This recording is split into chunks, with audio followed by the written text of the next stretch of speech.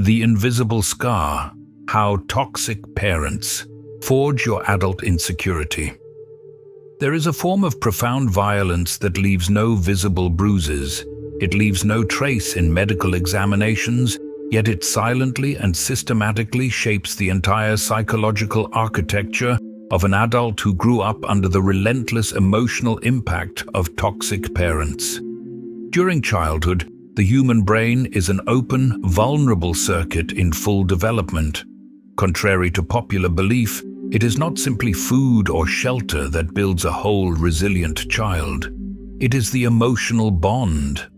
And when that foundational bond is unstable, manipulative, neglectful, or tragically absent, what is formed is not just a difficult childhood. It is an invisible, deep-seated wound, a silent script that accompanies the individual throughout their entire adult life. John Bowlby, the British psychiatrist and the father of modern attachment theory, made a disturbing, undeniable discovery. The precise way we are treated by our primary caregivers in the first years of life largely determines the internal working model, the blueprint for how we will inherently feel about ourselves, others, and the world. This is not a mere metaphor. This is literal emotional programming inscribed directly into the child's developing nervous system. Parents who should be the absolute safe harbor, the source of comfort and security, become instead the source of chronic anxiety. When love is offered inconsistently, sometimes with overwhelming affection, sometimes with sudden coldness, sharp judgment, or profound rejection, the child learns a cruel fundamental lesson. They must earn affection. They internalize the devastating belief that they are not lovable by default. They learn to suppress their vital emotions, to please, to perform, and to perpetually walk on psychological eggshells just to avoid losing the fragile security that remains. This dynamic creates the fertile, desperate ground for a pattern Bowlby termed anxious ambivalent attachment, a devastating form of bonding marked by profound insecurity, hypersensitivity to rejection, and a ceaseless, draining search for validation. These children grow up with the core belief that love is synonymous with anxiety. Affection only arrives when they sacrifice their authentic identity. And this internal model, created decades ago, becomes the silent, automatic program the person will carry unconsciously into every new environment they enter. Friendships, school, work, and most destructively, their romantic relationships. But the most tragic dimension of this story is this: most victims of this type of toxic upbringing do not even recognize that they suffered profound emotional abuse. They were taught relentlessly to be grateful for the roof, for the food, for parents who allegedly did the best they could. They were taught to feel deep, paralyzing guilt for feeling pain or resentment, and it is this core, insidious confusion, the equation of love, suffering, that perpetuates the entire generational cycle. These are adults who blame themselves for their pervasive unhappiness without realizing that their depression, their anxiety, and their self-sabotage are merely the echoes of a childhood built on fear and inconsistency. This video is a deep, unflinching dive into this silenced reality.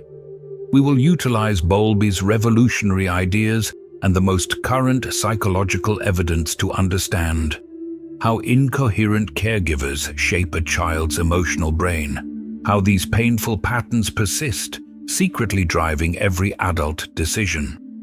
Most importantly, what aggressive, conscious steps must be taken to break this cycle. Because the chronic pain you feel is not a weakness. It is a severe, debilitating symptom of something that started a long time ago, and it must finally be understood, acknowledged, and healed. The subtle poison: inconsistency as abuse. Not every toxic parent screams, humiliates, or physically abuses. In fact, most of the time, the poison is far more subtle, and precisely because of that, infinitely more destructive. A wounded guardian can be the one who never raised their voice, but made the child feel profoundly, aggressively invisible. It can be the mother who relentlessly justified every act of emotional manipulation with the phrase, "It's for your own good." It can be the one who fatally confused authority with fear, care with possession, and love with dependence. Parental toxicity is rarely found in the single extreme gesture. It manifests in the relentless banality of everyday life, in small repeated denials, in words that consistently invalidate, in eyes that communicate crushing disappointment, in absences that are never acknowledged or grieved. A toxic parent does not need to be outright cruel to inflict irreparable harm. It is enough to be emotionally inconsistent. One day they offer a warm embrace, the next they deliver cold, inexplicable rejection. The child, unable to comprehend the logic behind this violent fluctuation, instantly begins to assume the only logical blame. I must have done something fundamentally wrong. This is the central devastating trap. Love, which should be the ultimate place of rest, becomes an ever-shifting field of uncertainty.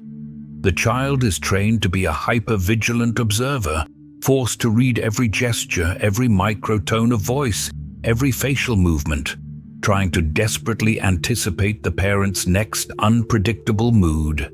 They adapt. They mold themselves. They fundamentally erase their own truth. They learn, tragically, that this performance is love. This parental behavior is frequently nothing more than the unresolved projection of their own childhood wounds.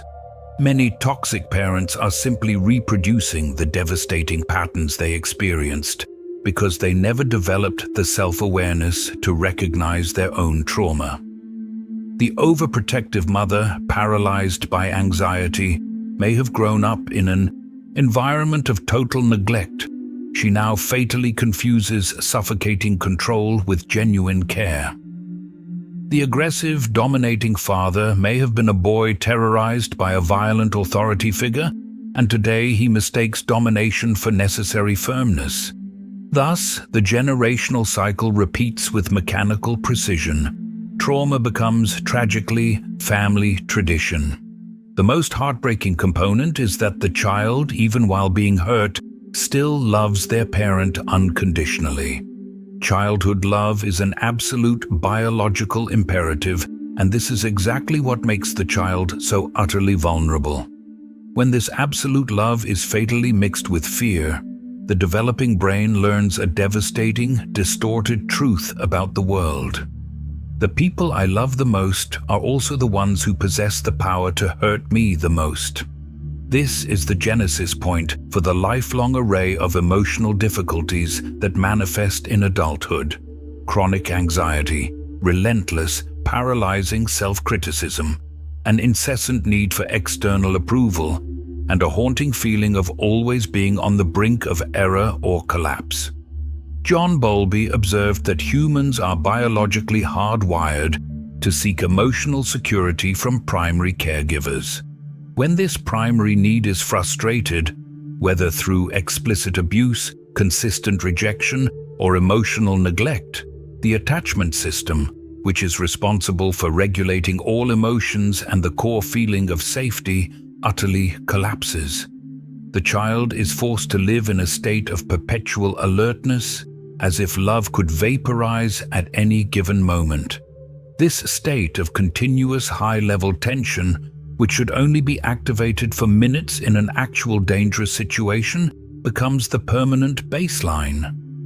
The body learns to exist solely in survival mode, and love itself is transformed into a form of chronic anxiety. The incoherent caregivers enforce a type of childhood where the child is forced to grow up too quickly.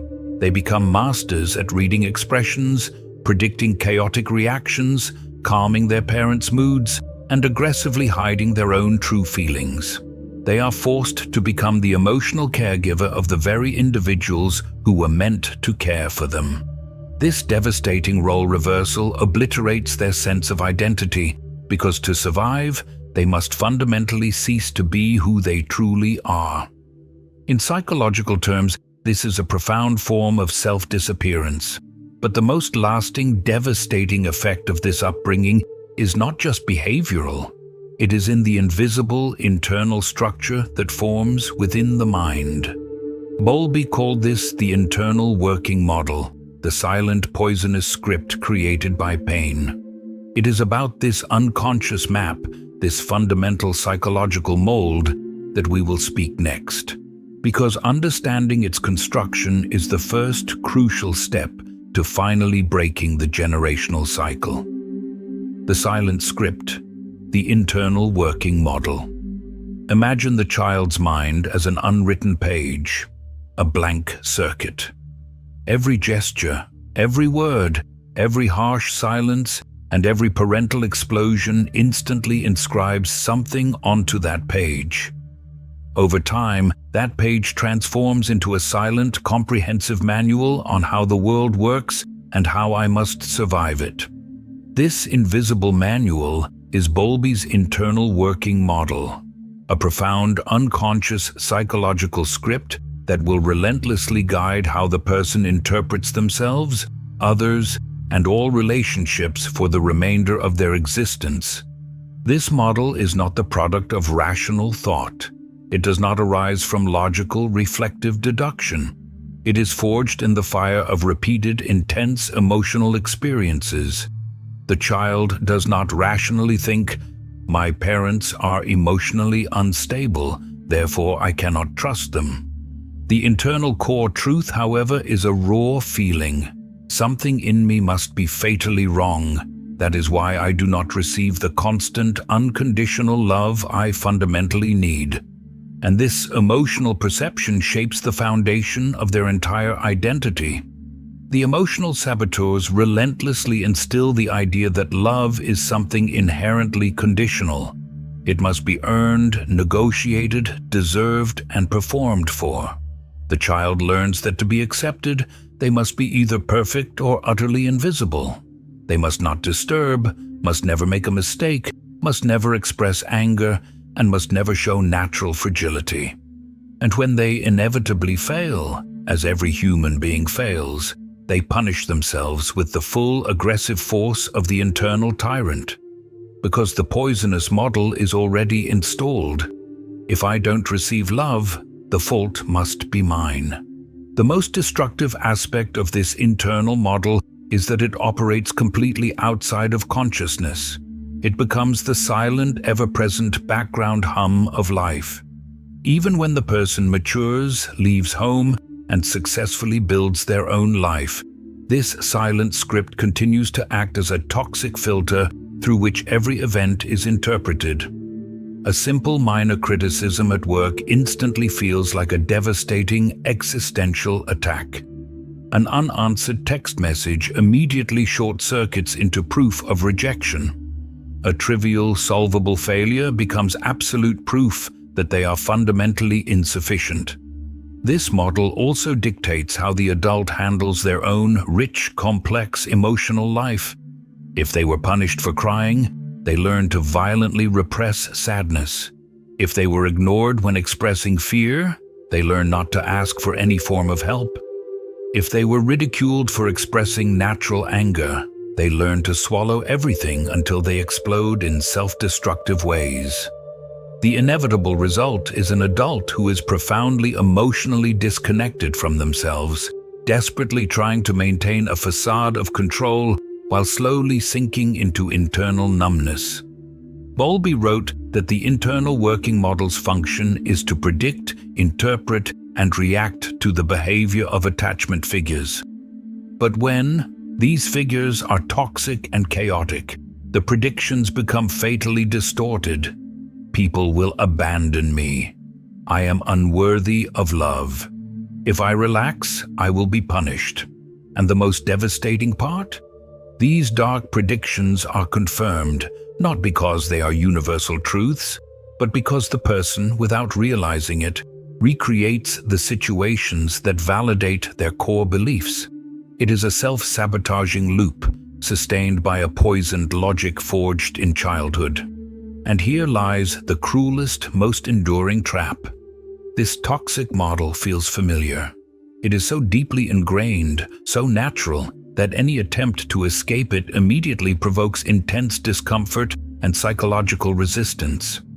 Emotionally available, stable people often seem profoundly boring. Stable, calm environments generate palpable anxiety. Periods of genuine healing silence are experienced as an imminent threat. Chaos, no matter how destructive, still feels safer because it is known. But if this model was originally built from painful, chaotic experiences, it can fundamentally be rebuilt through conscious awareness and intentional new emotional experiences. Before that transformation can begin, however, it is critical to understand the foundation of this unstable emotional structure. Anxious ambivalent attachment, the prison of inconsistency. Anxious ambivalent attachment. What happens when the single most crucial source of security in a child's life is simultaneously the most powerful source of their deep, immobilizing fear? This is the central dilemma of anxious ambivalent attachment, a devastating emotional configuration that arises when parents, instead of being predictable and emotionally available, become incoherent, unpredictable, and unstable figures. These are parents who, on one day, offer an embrace and powerful praise, and on the next ignore, ridicule, or punish without any discernible explanation. They are parents who make the child feel intensely loved in one moment and crushingly unwanted in the next. The developing child's mind has no adequate resources to process this profound, constant duality. And this is where the attachment system short-circuits. Instead of learning that the world is fundamentally a safe place where their emotional needs will be met consistently, they learn that love is inconsistent, a fickle, fragile prize that must be perpetually earned through performance. Every gesture of affection arrives accompanied by the deep physical fear that it will suddenly disappear. Every display of affection is instantly followed by internal tension, as if a price is about to be violently demanded. John Bowlby identified that this type of attachment forces a constant internal state of hypervigilance. The child becomes obsessively hyper-attentive to the parent's every mood, desperately trying to predict every shift, every micro-expression, every slightest sign of impending rejection. Their entire nervous system is trained to live on a code red alert. And this deep, systemic hyperactivation is not just psychological, it is profoundly biological. The body learns to associate the presence of the caregiver with the physical sensation of anxiety. The physical presence itself is insufficient to generate comfort because they are emotionally absent or wildly incoherent. The tragic result? A child who never truly relaxes, who lives in continuous low-level tension, and who confuses primal fear with genuine intimacy. This deep pattern extends inexorably into adulthood. The adult with anxious ambivalent attachment tends to feel chronic insecurity in all their intimate relationships. No matter how loved they are told they are, it is never enough. There is always the profound physical fear of abandonment, betrayal, or rejection. They relentlessly seek closeness, but they simultaneously dread the pain that this closeness inevitably seems to bring. They are trapped in an exhausting loop of approach and avoidance, driven by a desperate need for connection and a corresponding terror of losing it. This cruel loop was learned directly from the incoherent caregivers, and the brain reproduces it automatically, as if it were the only known manual for relating. People who grew up under this anxious pattern often develop profoundly distorted beliefs about themselves. They feel they must work excessively hard to be loved. They struggle immensely to trust. They are constantly overwhelmed by toxic feelings of inadequacy, shame, and guilt, even when all external evidence suggests otherwise. Emotional peace feels profoundly uncomfortable. Stability sounds suspiciously false. And most paradoxically, chronic anxiety becomes their definition of normality. The cruelest dimension of this pattern is that it becomes aggressively self-perpetuating. The person, driven by internal insecurity, may become excessively demanding, jealous, dependent, or emotionally reactive, which, predictably, generates distance in their current relationships. This resulting distance instantly validates their unconscious core belief that they will always be rejected, abandoned, or ignored. It is a self-inflicted loop of pain that reinforces the original poisonous programming created in childhood. But perhaps the most disturbing aspect of anxious attachment is this. Even when the individual encounters someone emotionally stable, loving, and securely attached, they often feel no chemistry. The nervous system, which was programmed to associate love with anxiety and tension, does not recognize safety as something familiar or desirable, and this is where a new form of agonizing suffering begins, rejecting what is objectively good and desiring what hurts.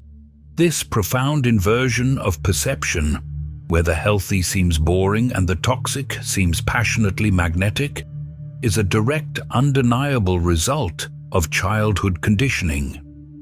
It is the emotional brain attempting to recreate the painful parental pattern in the unconscious, desperate hope of finally correcting the past. But the past cannot be corrected through repetition. It is corrected only through conscious awareness. The adult echo. Infiltration of the unconscious. Most people operate under the belief that as they enter adulthood, they become entirely free from their parents' influence. They assume that having control over their routine and decisions grants them psychological freedom. But what psychology confirms is this: growing up with toxic parents is not an uncomfortable memory you simply leave behind. It is a psychological mold, an emotional blueprint that continues to operate silently, day after day, infiltrating every aspect of your life. The adult who was raised by emotionally unstable or abusive parents carries a series of profound patterns that do not, at first glance, appear related to childhood. But they are the scars of that wound, the incessant, crippling self-criticism, the paralyzing difficulty in making simple decisions, the compulsive tendency to apologize for one's mere existence, the fear of expressing a clear opinion, the chronic internal feeling of being a burden to everyone around them. All of these are the indelible marks left by a past where love was brutally conditional, chaotically unpredictable, or devastatingly absent. Often, these individuals do not even realize that something is structurally wrong. They convince themselves they are simply too sensitive, too intense, or too complicated. They have internalized the lie that they are the problem, an idea instilled by years of aggressive emotional invalidation. When they cried, they were told, "Stop the drama." When they expressed natural anger, they were aggressively labeled as ungrateful. When they asked for simple attention, they received silence or hostility. Gradually, they learned not to trust their own genuine feelings. And when a person forfeits the right to trust what they feel, they forfeit the vital connection with who they truly are. Bowlby described how, over the years, the attachment model becomes the absolute primary lens of reality perception. This means a person raised in chaos can spend years repeating destructive, self-sabotaging patterns without the slightest idea why. They may violently shy away from career opportunities for fear of the internal collapse that comes with failure. They may rigidly avoid deep, loving relationships for fear of the anticipated pain of being hurt. They may obsessively pursue unattainable goals in a desperate attempt to finally feel validated. All of this is quietly guided by an emotional program created before they were even fully conscious of themselves. Furthermore, toxic parents often instill a type of dysfunctional loyalty. The child is taught, explicitly or implicitly, that questioning their parents' behavior is the ultimate act of ingratitude. They grow up believing that suffering is the necessary price of love, and as adults, they feel crippling guilt when setting boundaries, when taking emotional distance, or when simply saying no. This is why so many people remain emotionally and physically tied to abusive parents, not out of true love, but due to a system of psychic obedience rooted in fear and years of conditioning. This emotional prison also brutally dictates how the adult treats themselves. The person who grew up being constantly criticized instantly learns to criticize themselves. The one who was ignored learns to ignore their own basic needs. The one who was manipulated learns to constantly doubt their own decisions. In essence, the adult becomes their own relentless tormentor, perpetuating internally the abuse they suffered externally, and often without even realizing this horrific transference. But there is a profound hope, and Bowlby was explicit. The attachment pattern, while immensely powerful, is not a permanent sentence. It can be profoundly transformed.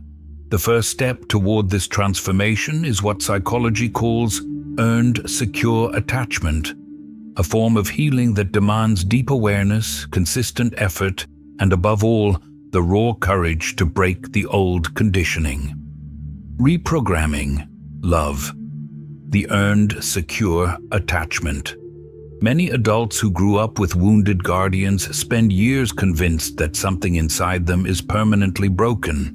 They believe they are emotionally dysfunctional by nature and that they will never truly feel safe, loved, or internally at peace. But Bowlby offers the most profoundly transformative perspective. Attachment patterns are not definitive sentences. They are molds, and they are malleable. Even if childhood left deep, indelible scars, it is completely possible through conscious effort and emotional restructuring to build what he termed earned secure attachment. But what does this radical shift truly entail? And why is it so agonizingly difficult to achieve?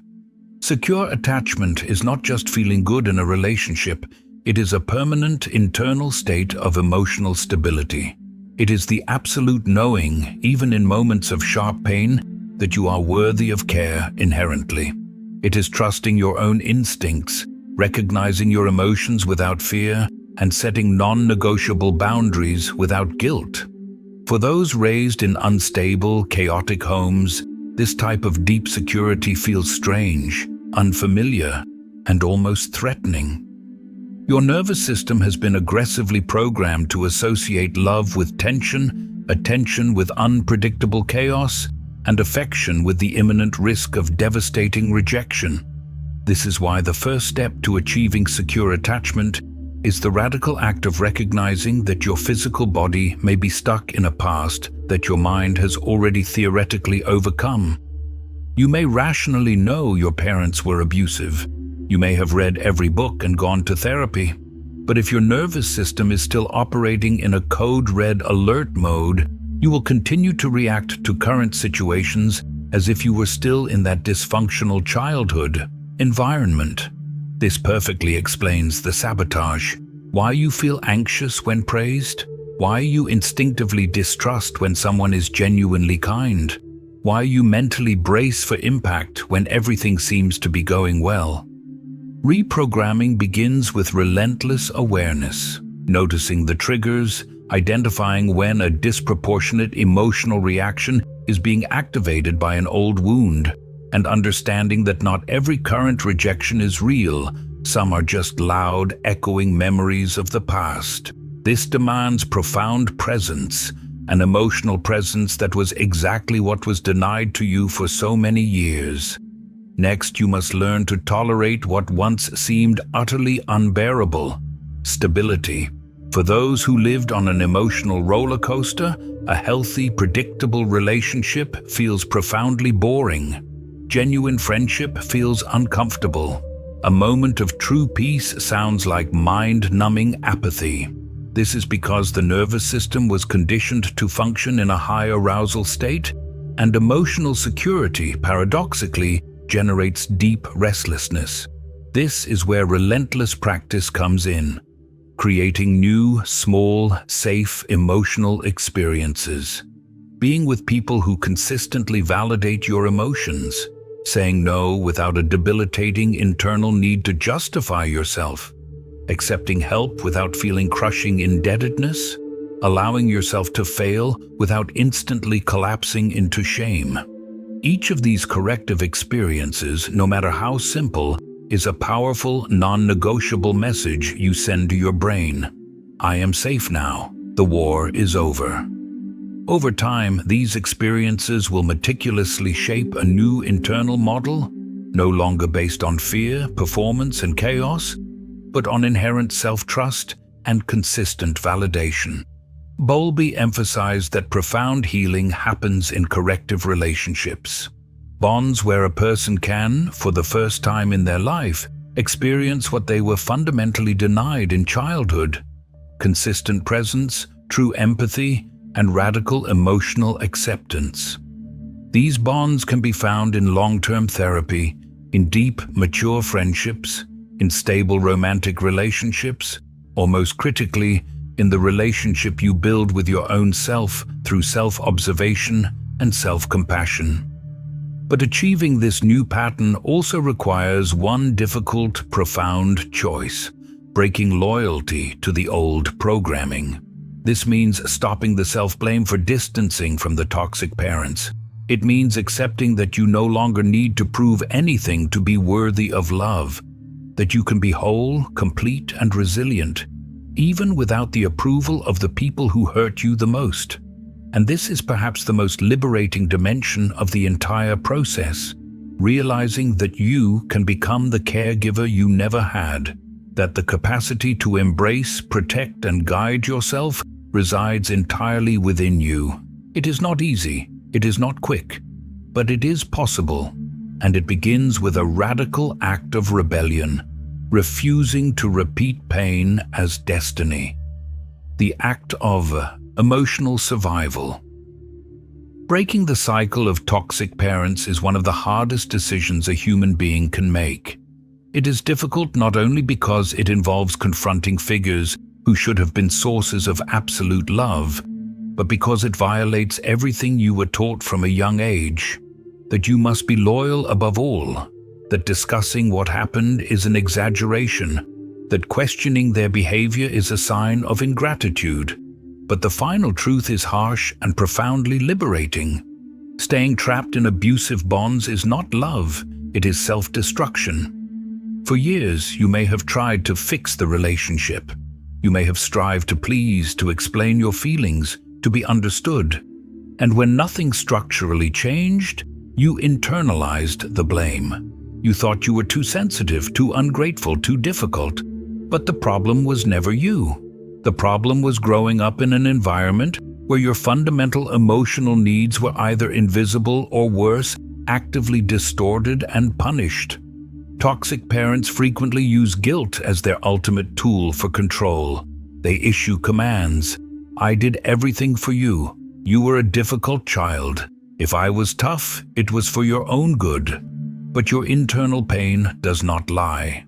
And the moment you start to recognize your pain as legitimate and undeniable, the profound process of liberation begins. No one should spend their entire life trying to convince their own parents that they deserve to be loved. Breaking the cycle does not always mean cutting off contact entirely, though sometimes that is the only necessary act of self-preservation. Breaking the cycle means putting a decisive end to the emotional legacy that destroys generations. It means aggressively choosing yourself, setting non-negotiable boundaries, saying enough to the role of eternal scapegoat. It means claiming the absolute right to be treated with respect, even by those who brought you into the world. And most importantly, it means meticulously rebuilding an identity outside of their destructive shadow. This process is often accompanied by intense loneliness, confusion, and a deep, agonizing grief. After all, you are not just ending a relationship, you are burying the cherished hope that one day these parents will finally become what you always desperately needed. And that hurts, but it also heals. because in the vacuum left by the illusion, the real, tangible possibility of building something new is born. A life where you do not have to perform or prove yourself constantly. A life where love does not equate to pain. A life where emotional peace is not confused with apathy. You owe nothing to those who violated your emotional safety. The greatest, most profound form of gratitude you can offer to life is to heal. To live an existence where the trauma is no longer your master, but merely your starting point. Where your story does not end precisely as it began. That is courage. That is dignity. That is ultimate freedom.